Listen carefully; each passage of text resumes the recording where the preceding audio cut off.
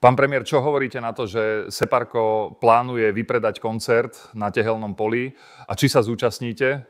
To je kto Separko? To je ten, čo vyzerá ako reklama na smrť? Ja keď som toho ohýzda prvýkrát zočil, ja som myslel, že ho sem niekto prepašoval z Hondurasu v krabici od banánov. Ten by nevypredal ani kultúrny dom v Kokave na Rimavicov. Naťahaný Šimečka v Mošpite? Ďakujem, neprosím. Tak prestaňte živiť túto tému. Pán redaktor, no offense, Black Lives Matters. Ale kultúra nie je len wannabe gangsta rap, kultúra to sú aj navozené 90-ročné stareny na vystúpení Ota Vajtera na oslavách MDŽ, či fujarové solo na konci hymny. Aj preto strana Smer a sociálna demokracia organizuje brutálnu párty za 700 litrov na počesť Cyrila a jeho priateľa Metoda. Budú chlebíčky, jednohúbky, Huliak navarí fajný kotlíkovi z medvedej ľavej prednej, Ľuboš vraj spraví barana, či niečo také spomínal. Ja si vyčilujem v backstage pri 2 fľaškách koňačiku za 10 litrov. Fajne je to, chutí mi to,